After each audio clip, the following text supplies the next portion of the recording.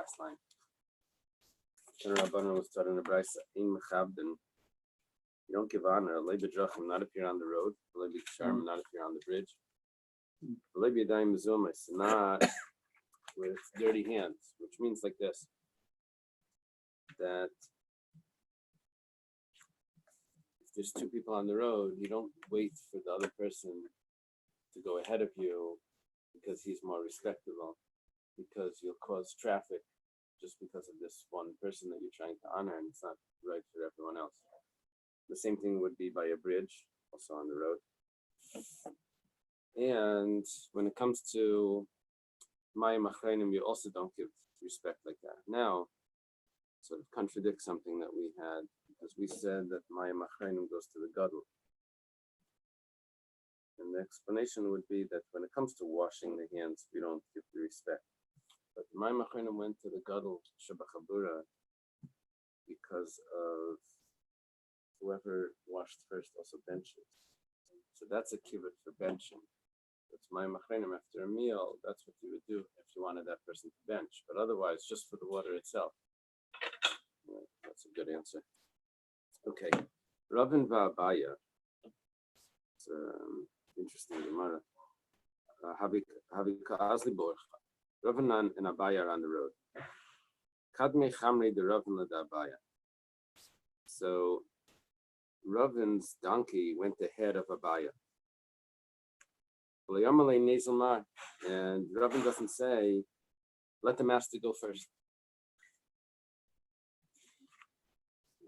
Let's see here, Abaya is over here, and Ravin. They put Ravin out slightly older than Abaya, but in the Gemara it's clear that Abaya was the greater one. Ravin was the traveler. Ravin. So Amar, so Abaya says, from when this student went to Israel, went to the West, he became overconfident, and he doesn't say let the master go first. He's like as if he's half a master here.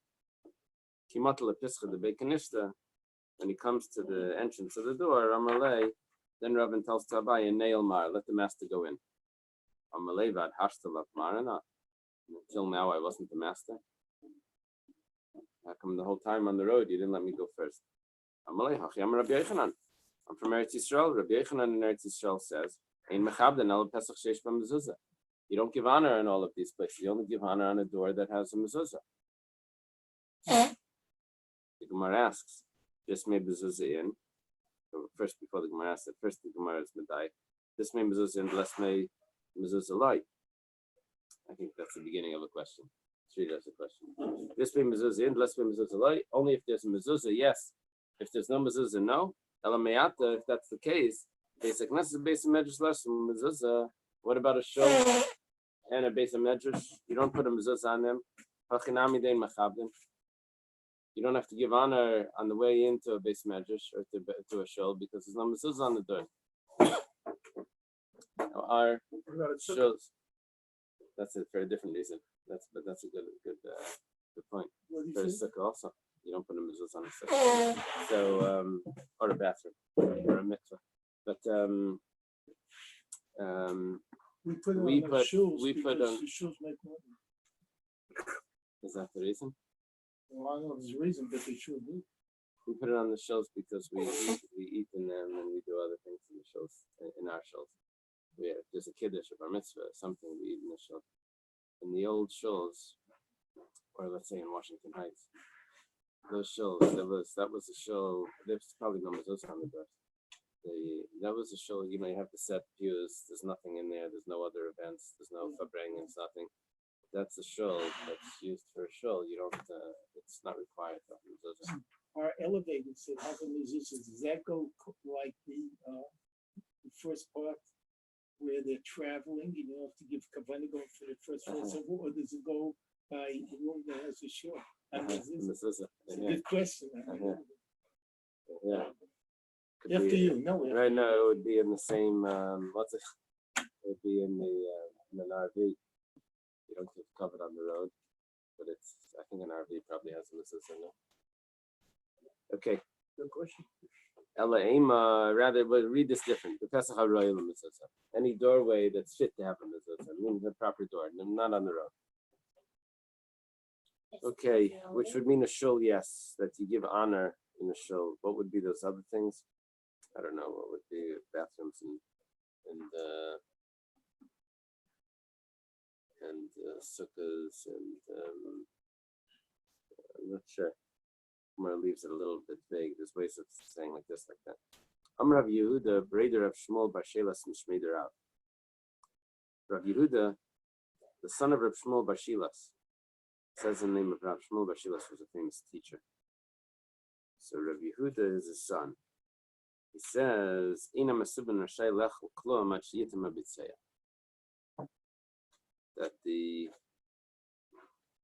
guests, people at the table, are not allowed to eat until the one that said the bracha tastes. He has to taste first, as he cuts the bread, and he's supposed to take the first slice to take. You would think that that's rude. Let him pass it to everyone else, but there's a problem with doing that. It's slightly an interruption in his bracha, and also they're not supposed to eat until he eats. He made the bracha; he's supposed to eat first. That's why he takes he eats first. So Yosef Rav Safra was sitting there, the Kamar, and he said, "Litzay mitman." It says that the guests are not supposed to taste until the one that breaks the bread tastes.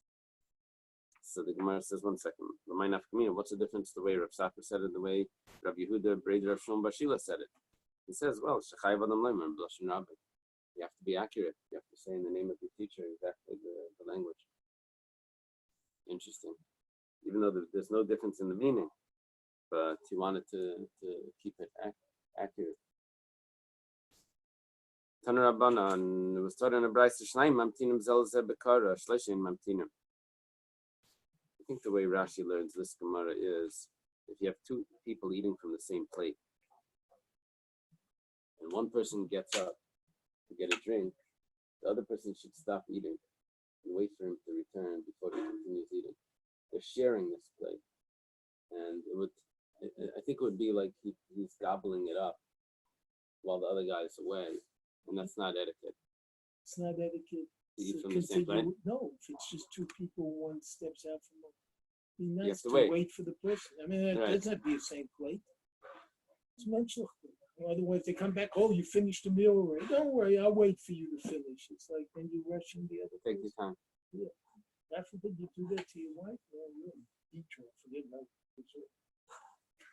Doesn't promote unity. Okay, but the interesting thing is that shleisha ein mamtinim. When it comes to three people, you don't have to wait.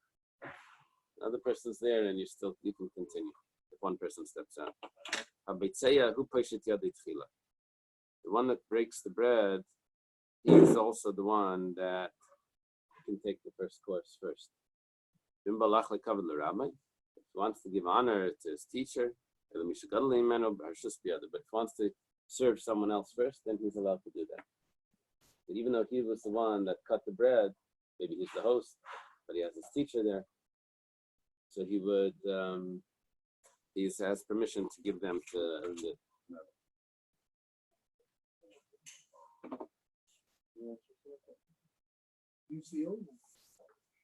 The Rabbi Barbarchana. Do you have any other gifts here? I have a star on mine. I don't know what it's trying to tell me. Rabbi Barbarchana Vasikle Lebrei. Rabbi Barbarchana's son was getting married. Bei Rav Shmuel bar Rav Katina, the daughter of Rav Shmuel bar Rav Katina. Kadim v'Yosef. Oh, it's Rabbi bar Rav Huna. Rabbi bar Huna. No.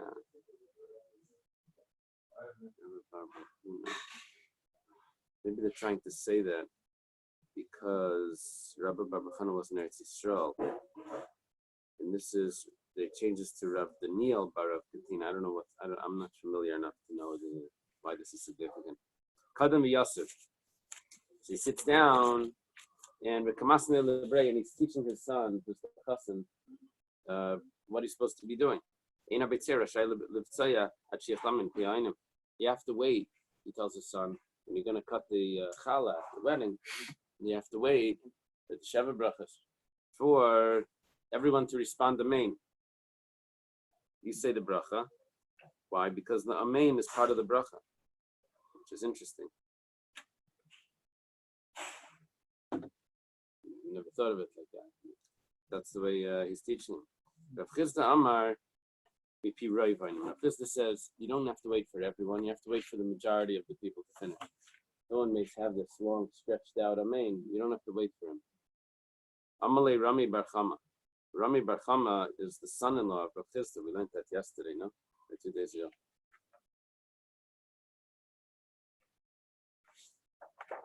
Where we had those 80 people. We looked. We couldn't find any family like that. Yeah. Rami Bar Chama and Maruk Bar Chama, they're sons-in-laws of Rav Chisda. So Rami Bar Chama tells to Rav Chisda, why do you only have to wait for the majority? Because the bracha is not finished. If the minority is still saying Amen, that's also the bracha is not finished. They're not counted. If they stretch out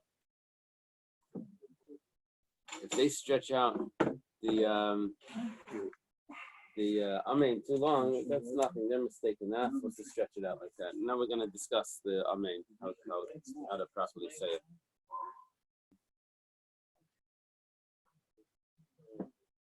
And Rabbanan, start in a Bais. Ein einen Amen, ein einen lo Amen chatufa v'lo Amen ketufa v'lo Amen yisaima. These are 3 types of Amens. The first one is chatufa. Chatufa is if you don't pronounce the patach and the aleph well enough. You don't, the kamatz it's supposed to be. You don't pronounce the kamatz and the aleph. Instead of saying Amen, you say Amen. Guy skipped page 1.1, comments aleph. So he says it chatufa. Chatufa. I don't know the terms for the dicta in Rashi is slightly different than ours. How do they translate chatufa in the art form? What sound is he making? He's making a is sound, a shwa or a segel. Yeah. It's a shwa. Yeah. He's making a sound with the shwa. The main. So the shwa is the shwa. It's the same English. Shwa. The shwa. V'layamin ketufa is not a cutoff amen. Cutoff amen would be where he says amen, and he doesn't say the last nun. Doesn't have the nun sound in there. V'layamin yisaima is when he doesn't hear the blessing. He just says an amen without any blessing. So that's the problem. Well, he's saying because he has everyone else saying amen, so who's answering? Well, that's interesting because Rashi says, we have a Gemara in Sukkah. It says in Alexandria, they had a very big shul that they weren't able to hear. So they had flags. Yeah. That's when it was come time to amen. They would say amen, and they didn't hear the bracha. So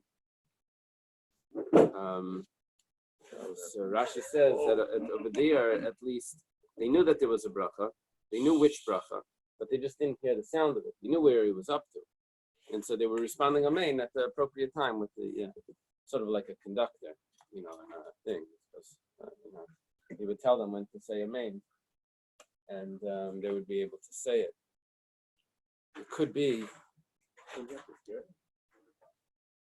That's what we're saying, that even though they didn't hear it, but they knew what he was saying, they knew what he was supposed to be saying, they knew what he was up to.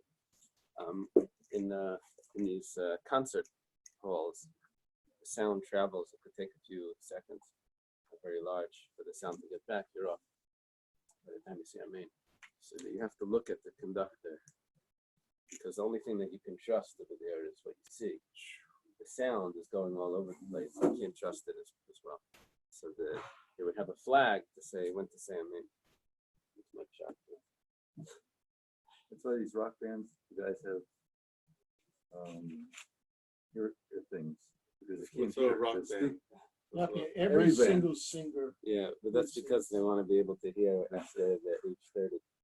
Because their music is so loud. What? So, No, that's so good.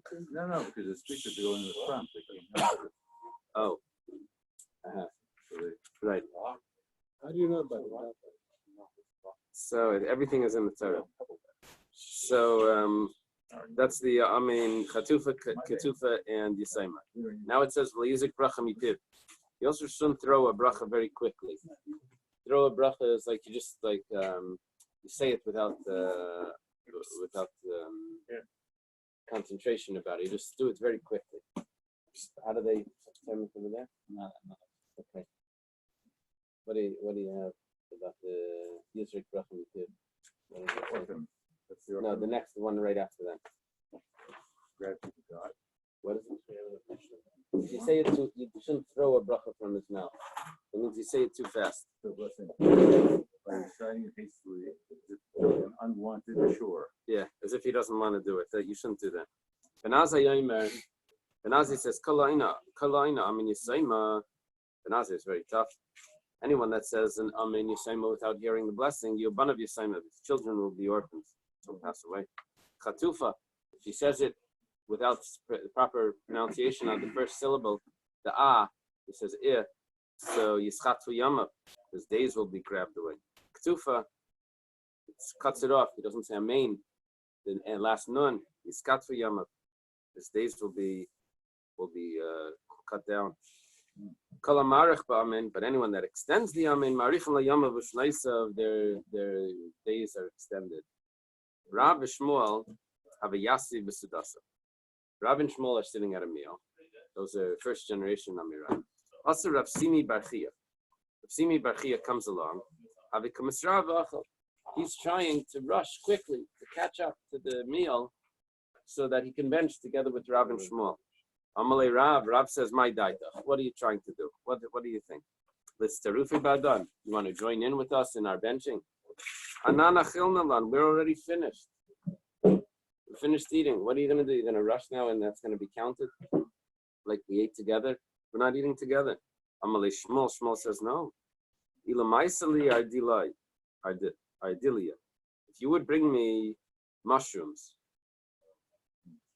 because Laya Lahaba, and you'll bring young birds for Rav, won't we continue eating? That means we're still in the middle of eating. You know, you want to go bring more food, we'll eat more food. So does he mean that he actually has to eat it, or does he mean maybe means that he has to actually eat it? Maybe it means that we would still eat more if we had it, and that should be enough to consider us in the middle of the meal. Yeah. Just backtrack on Alexandria. No, I looked up and it says here, in the center was a wood dais, and the sexton, that's the shamus, stood upon it with a scarf as a flag in his hand. At the close of each benediction, he waved the scarf and all the people answered amen. Right. That's cool. But I know, No, I'm just all I'm bringing adding- outside verification. Google. all I'm adding is Yes. that Mr. Google. all I'm adding is that I don't know if it's that they really couldn't hear it, or if they couldn't hear it on time. So it's in unison. So, because the sound, they had ways over there of making the sound travel. They were experts in that. They had in those, what was it called, those theaters where they had these amphitheaters where they had they could hold hundreds of thousands of people, and the guy on the bottom on the stage, everyone could hear it. No microphone. No microphone, and you could hear like as if he was talking. They knew how to work with sound. So it could be that there was like the way it was, the acoustics and all of that. Sound would travel, but it wouldn't come exactly on time. I'm adding that No, in that's as cool. a suggestion Makes sense. based on this Gemara. I'm not saying that could be they couldn't hear either.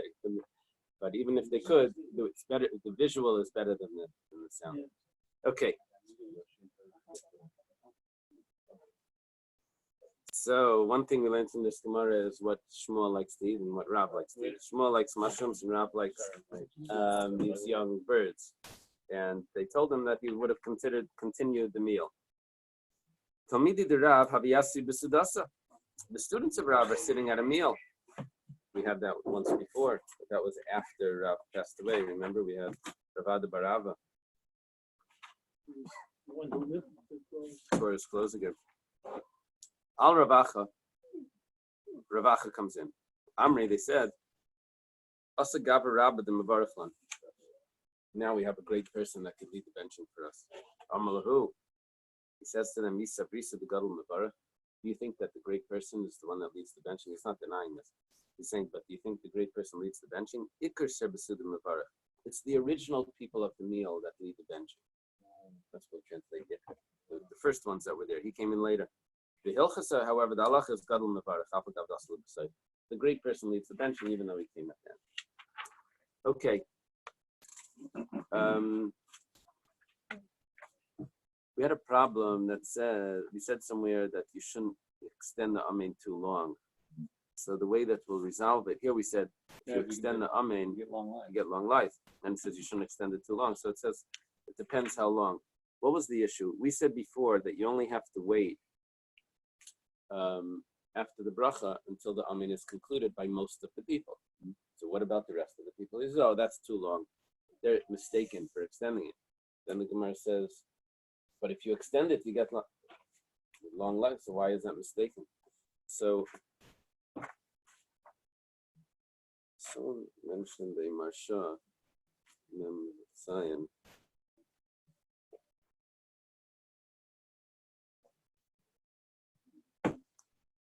An unbelievable Marsha that this guy thinks that if he's going to live even longer, that's going to be better for him. He's mistaken. That to live extra long is not so good. That's what Marsha says. That's I remember someone.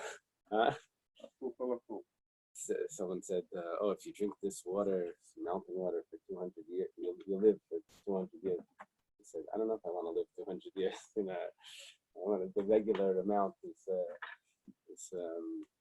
you don't want to end up in Okay, interesting pshat in this.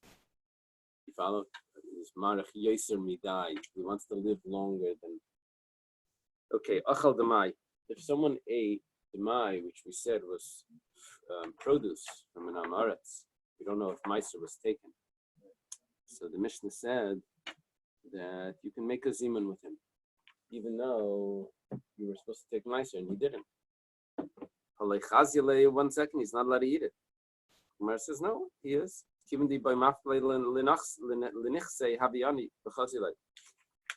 he would have made ownerless all his possessions, then he could have become poor. And if could have been, and then he would be eligible to eat the mai. A poor person is allowed to eat the mai. So everyone could be poor if they make everything they own ownerless. They, Hefker, it's called. The Tanan was taught in the Mishnah, Machilim Asaniyam Demai Vesa Achsanya Demai. Achsanya over here means the soldiers that travel through. You're allowed to feed them Demai. Sounds like they're Jewish, and therefore you have to feed them kosher food. And so they're considered poor. They don't have to. Demai is what is Demai? What is this? We don't know if the Meiser was taken because it came from a person that isn't trusted on the Meiser. Tosfos says it's still got non-Jewish soldiers. Really? I mean, Tosfos here. That's why Reuben cited. Yes. Tosfos says that it could be talking about non-Jews. Why? Because if he's giving actual tevel, then there's money in there that belongs to the kohen. And even though a non-Jew doesn't have an obligation not to eat tevel, not one of the 7 mitzvahs, but the Jew that's serving the tevel is giving produce that he owes some of that produce to a kohen, and he didn't do that. He didn't take that out. He's serving it. So he's stealing from the kohen. That's why demai he would be allowed to give, but tevel itself, tevel we translated as tavloi, not good because it wasn't. Okay. Rav Huna adds that Tana Beishama Yaimrim was taught in a Bais Beishama say Machil Masanim Besasani Demai. You cannot serve poor people and the soldiers that are traveling with Demai. Now the commentaries explain that why do we need Rav Huna? To tell us the opinion of Beishamai, which we don't go like. And the reason is, Taisus mentions this, he says that if someone's going to show up and tell us that no, we have a brisa that says you're not allowed to serve the Aniyim Demai, or the soldiers, we'll be able to tell him that we know that brisa, that's Beishamai's opinion, and we don't go like that. In general, that's the rule, that's the logic for why we quote all these things that we don't hold like. What Tosfot said, the said is Bachsania shel Goyim. In the next piece, Rav Huna quotes it. That you're not allowed to. Why do you have to tell us the opinion of Beishamai that we don't hold like? And we can tell us, make sure that no one confuses us with some brisa that they found, saying that we have a brisa that says we'll always be able to tell them we know the. Always be able to say that we know that opinion. Okay. Somebody says you're not allowed, and the halacha would be that you are allowed. By Sirishan Shnitl Trumasa, if you might say. Yeah. The reason to quote somebody is usually so that nobody comes along afterwards and said, "Oh, they didn't know about this." Right. If they'd known this, they would have said it. Right. Now we're saying slightly different. That it could be some person's going to show up and say, "I found the brisa. We have a tradition of some sort," and say we would say, "Oh my gosh, we've lost our tradition. This is like the old Jews. These are the Yemenites. They're from India. These are from this. We lost our tradition." And he's going to quote us a brisa that says, "Oh no, you are allowed to eat such and such a snake. I don't know, whatever." So we'll say, "No, we know about that. The Gemara discussed it. The Gemara rejected that."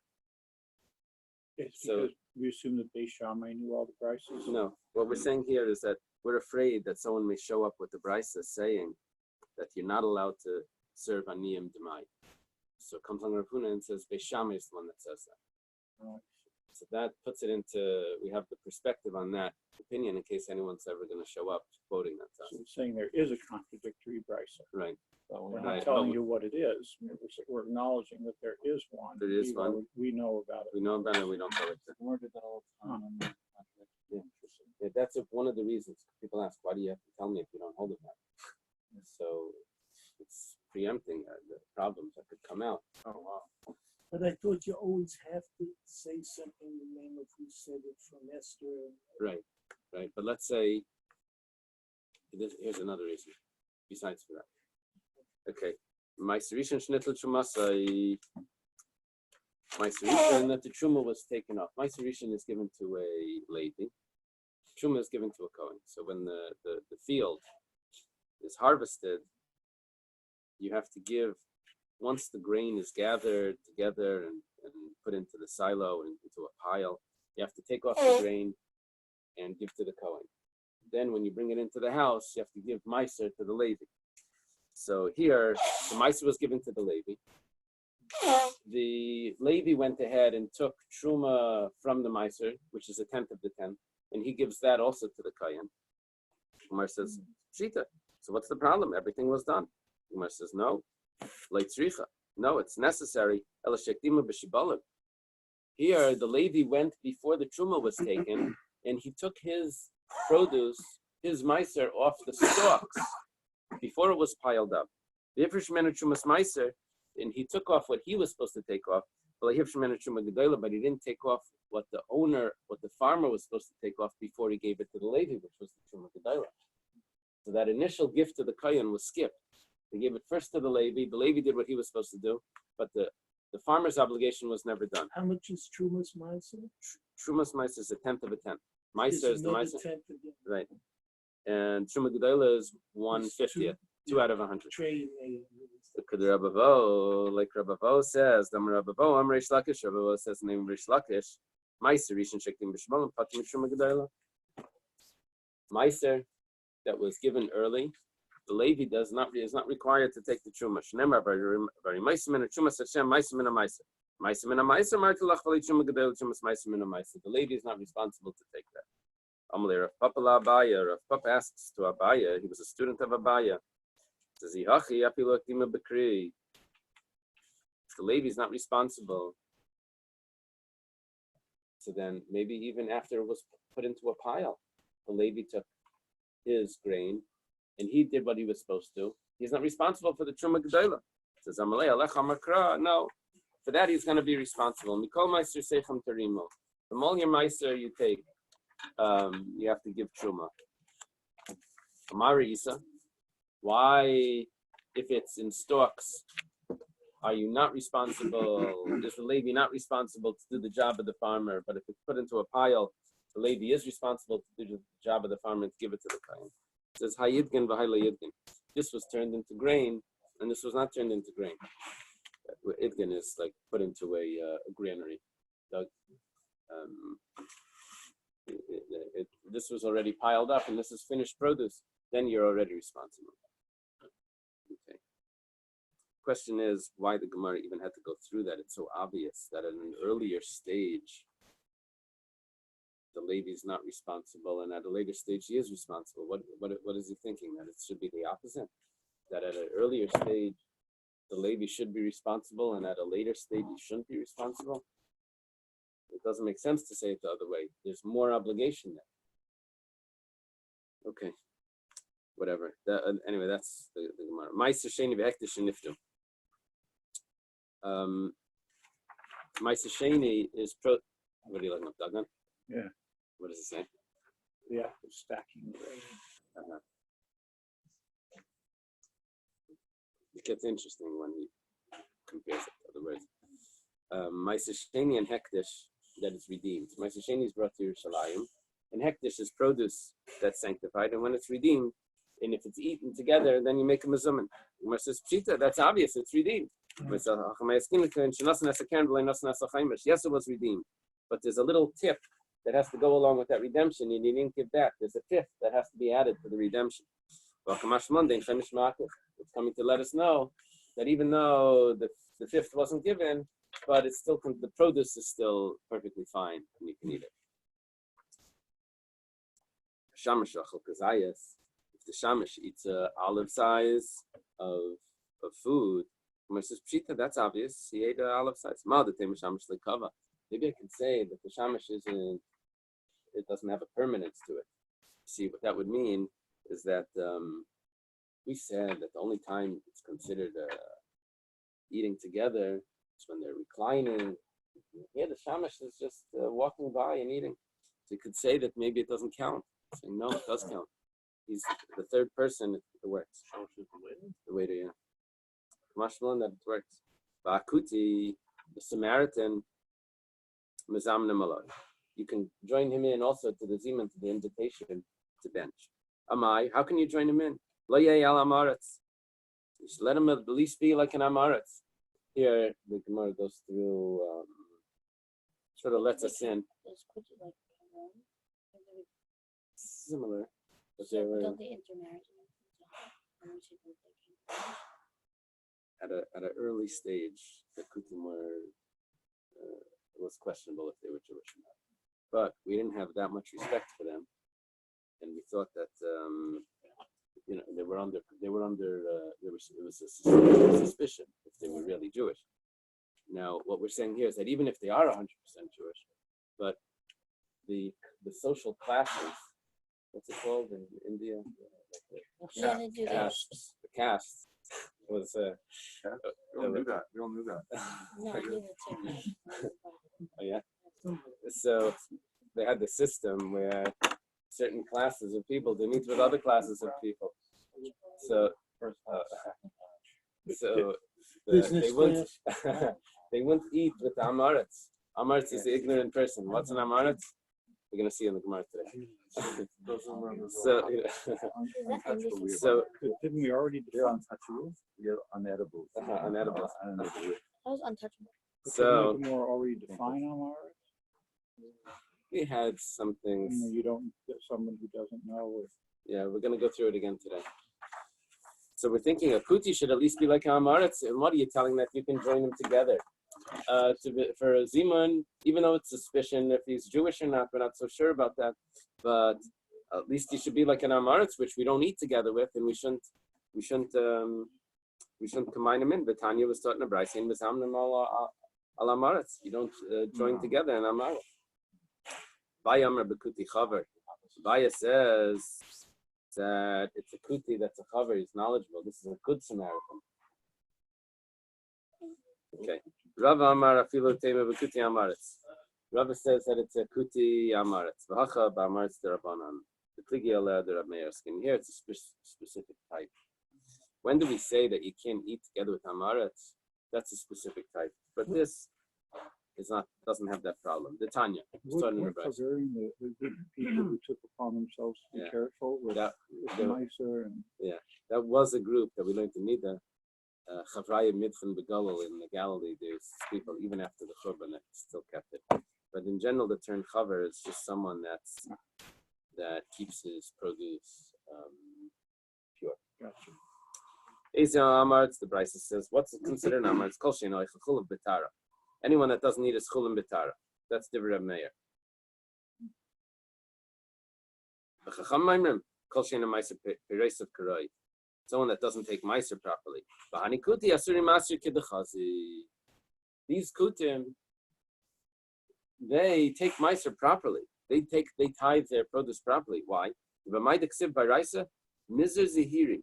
What it says in the actual text of the Torah, in the written law, that they're extra careful with. Damar mar, this way you compare them to the Torah. Damar mar, because the Master taught, Kol mitzvah shechziku b'kutim harbe medaktim v'yesum Yisrael. Harbe medaktim v'yesum Yisrael. Any mitzvah that the kutim accepted, they're even more careful about it than the Jewish people. Not harsh about that. They're not. So then they're like the whatchamacallit. Yeah, it's just In that way, they're like, that would have been the Karaim or Tzdukim. But the Kutim, we don't know that. But could be. Tanur Rabbanan was taught in a Brisa. Ezo Amaretz, what's considered Amaretz? Kol she'ena keri kriyash marvis v'shachris. Divrei Rabbi Eliezer, I'm sorry. Who's an Amaretz? Someone that doesn't recite Kriya Shema in the evening and in the morning. This is the words of Rabbi Eliezer. This is Rabbi Eliezer ben Horkinas. Rabbi Shuaimer kol she'ena meniach tefillin. Shua says anyone that doesn't put on tefillin. I suspect that there's a I don't have any proof for this, but that the names are supposed to be switched. But my suspicion is based on the Medrash Tillim that they say at the Bar Mitzvah. The Medrash says that Rabbi Eliezer says that the Jewish people said to Hashem, we want to study Torah, but we don't have time. So Hashem says, put on tefillin. Rabbi Shua responds, he says, you only wear tefillin by day. At night, you don't wear tefillin. So while you're wearing tefillin, I understand that maybe the tefillin is like studying Torah, but you don't wear tefillin by night. So how's it going to work? So Rabbi Eliezer says, so what do you say? He says, well, I say reciting the Shema is enough.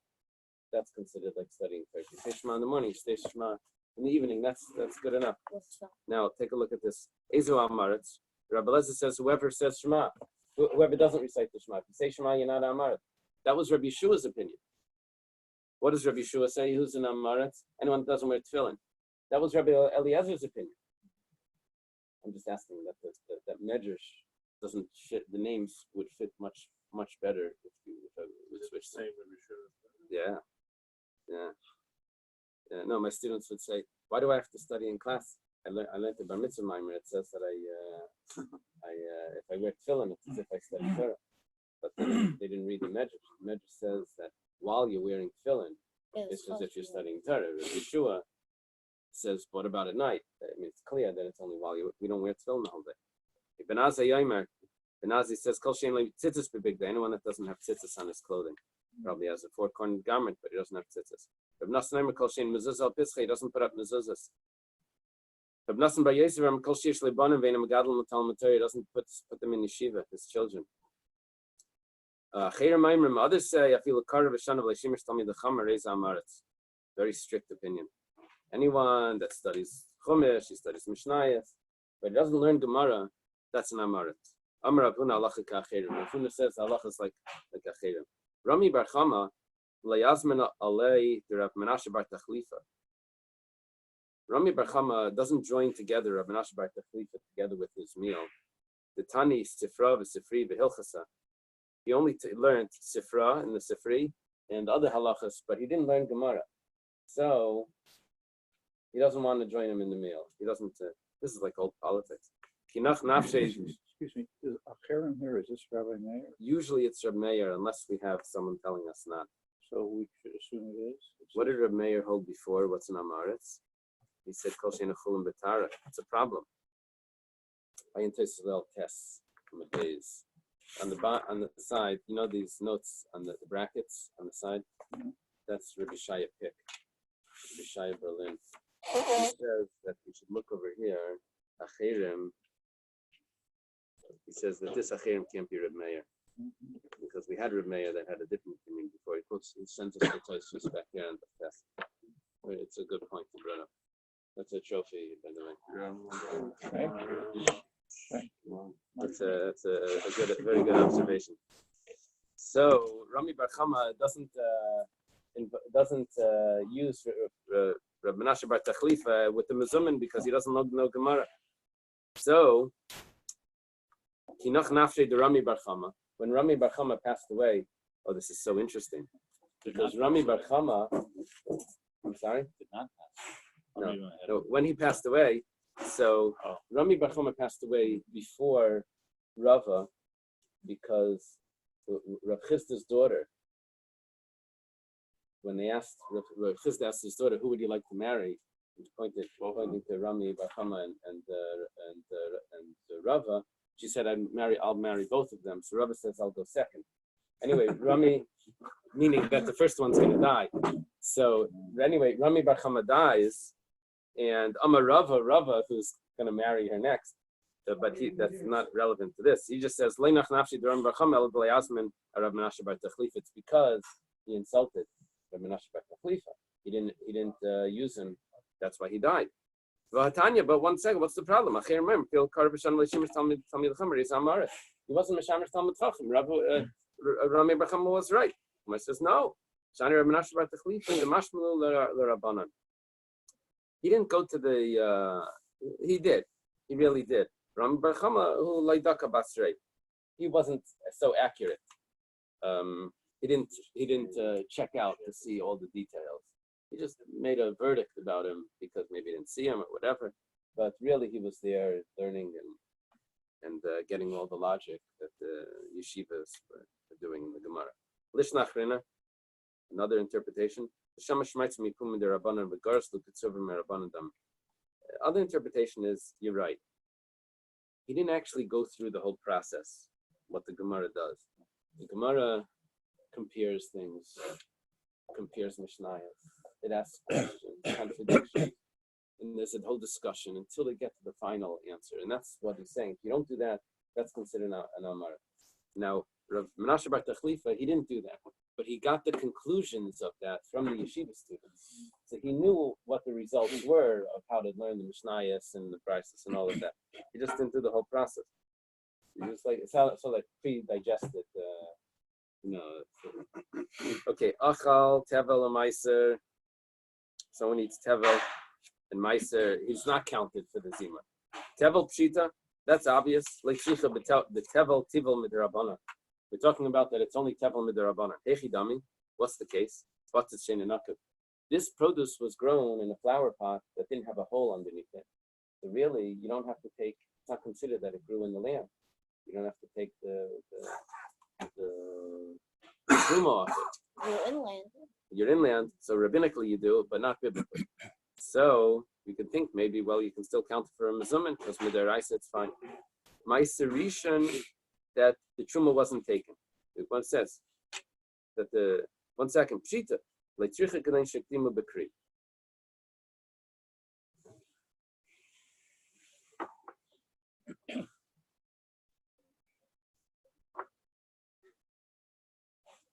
This means that yes, the truma wasn't taken, but the Levi took it too late, and he's obligated in the truma. Maybe you could have thought that like Rav Papa suggested to Abaya that maybe even if you took it too late, You still don't have to take the truma. Like that was Rav Papa's question to Abai early on the top of the page, the bottom of the last page. That it's not that Levi's obligation.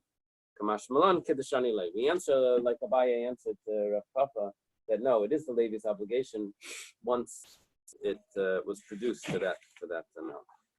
Meiser Sheni, the Meiser Sheni wasn't redeemed.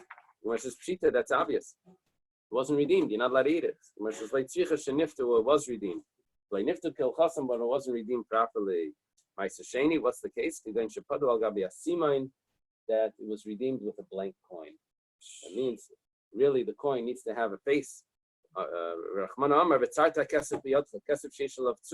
Needs to be a minted coin, not just a blank. So in those days, the coins had the value. Well, until I don't know how many years ago, but the coins had the value of what it was being used for.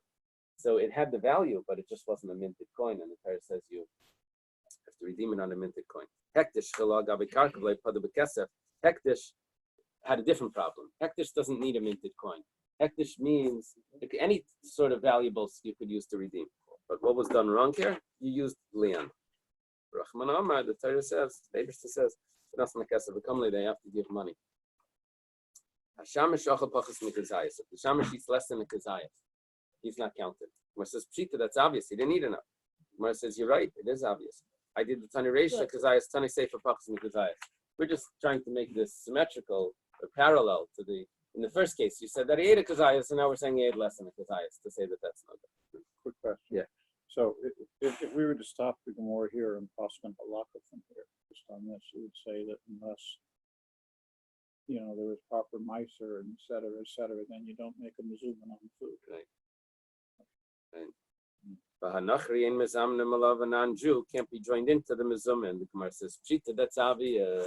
He's not Jewish. He doesn't join the mezumah. The Gemara answers, and here with what are we dealing with? He's not really a non-Jew. He's a beger shemal v'lei taval. He's in the conversion process. He already had the bris. He was circumcised. They're waiting to put him into the mikveh. They have to wait for it to heal to go to the mikveh. He's halfway there. Maybe you should count him already. Come on.